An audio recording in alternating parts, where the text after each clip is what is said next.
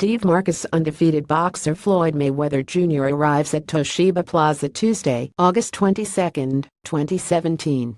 By Andrew Joseph, USA Today. Tuesday, September 19, 2017, 8 p.m. Floyd Mayweather's fight with Conor McGregor netted the boxing legend at least $100 million, and he didn't waste any time to put the money to use.